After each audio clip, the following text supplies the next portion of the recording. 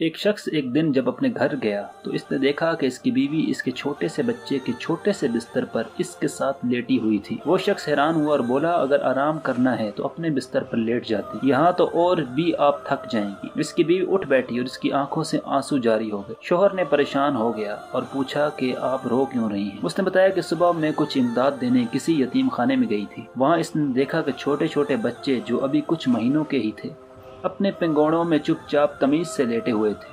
وہ بہت خوش اور وہاں موجود نگران خاتون سے پوچھا کہ آپ ان چھوٹے چھوٹے بچوں کی اتنی شاندار تربیت کیسے کی ہے کہ یہ سب اس وقت خاموش اور خوش باش نظر آ رہے ہیں؟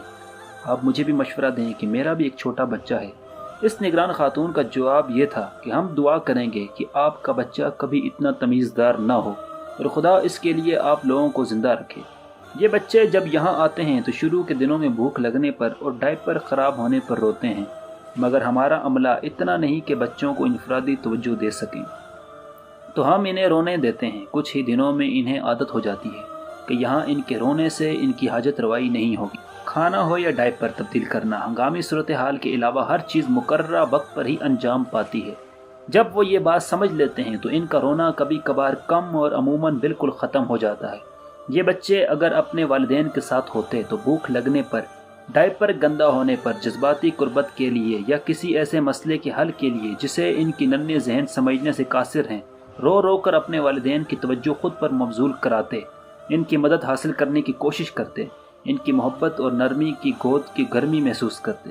مگر کیونکہ ادھر ایسا نہیں، ہم خود بہت مجبور ہیں، ہم تو انہیں رونے دیتے ہیں۔ کچھ دن بعد یہ خود ہی تھک ہار کر چپ ہو جاتے ہیں، اور اسی لیے جب سے وہ عورت وہاں سے آئی تھی تو اپنے بچے کے ساتھ لگی بیٹھی تھی۔ اللہ ہر اولاد پر اس کے والدین کا سایہ قادر قائم ہے۔ ناظرین، والدین کی قدر کیجیے۔ والدین کیا چیز ہیں یہ آپ کو ان کی جدائی کے بعد ہی پتہ چلے گا۔ آج تو شاید آپ ہر چھوٹی بڑی بات پر ان سے لڑتے جھگڑتے ہوں، آپ ان کا مذاق اڑاتے ہوں اور ان کی جاہلیت پر شاید ہنستے بھی ہوں اور ان کی باتیں نہ مان کر ان کا دل بھی دکھاتے ہوں۔ مگر یاد رکھنا، جب آپ میں سے کوئی والد یا والدہ بنے گا، اس وقت اگر آپ کی اولاد آپ کا دل دکھائے گی تب آپ کو پتہ چلے گا کہ کتنی تکلیف ہوتی ہے۔ اپنے والدین کا خیال رکھیں، ان کا دل ہرگز نہ دکھائیں۔